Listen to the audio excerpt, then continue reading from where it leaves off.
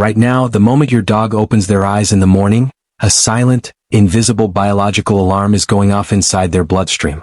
Their heart rate is fluctuating, their internal clock is resetting, and a surge of a powerful hormone is flooding their system.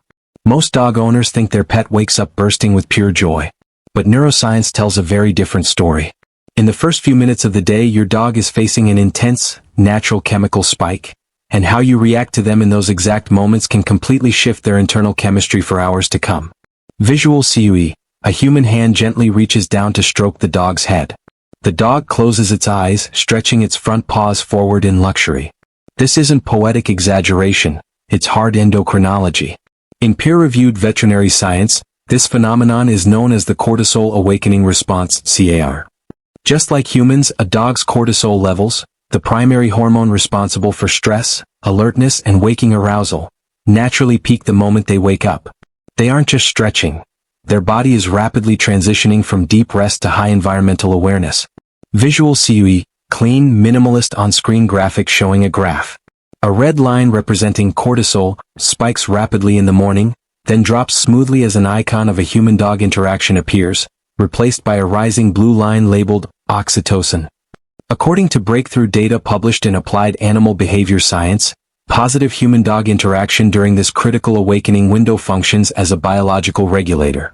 When you look at your dog, speak softly, and offer consistent, calm morning interaction, you aren't just being affectionate. You are actively forcing that spiked salivary cortisol level to drop smoothly back down to its regulatory baseline.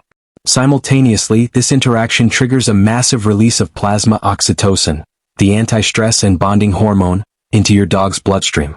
Think of it as a profound neurological handshake.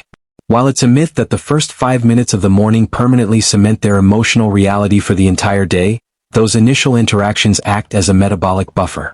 You are providing them with immediate emotional predictability, teaching their nervous system that the transition from sleep to wakefulness is safe, secure, and deeply cooperative. But why does a completely different species look to us to regulate their internal hormones? Why doesn't a cat, a horse, or a bird experience this exact same sociobiological mirroring with a human being? The answer is buried deep within a genetic timeline so vast, it rewrites everything we thought we knew about human history. Visual CUE, bold text overlay, 15,000 to 30,000 years ago. Underneath, an abstract DNA helix rotates slowly.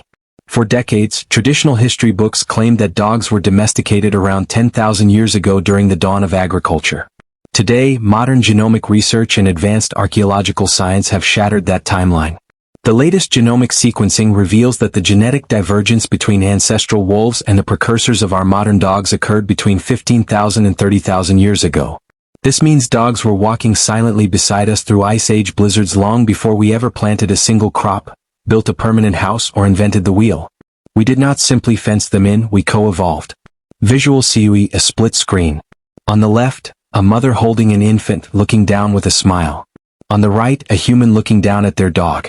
An fMRI brain scan overlay highlights identical neural pathways lighting up on both sides.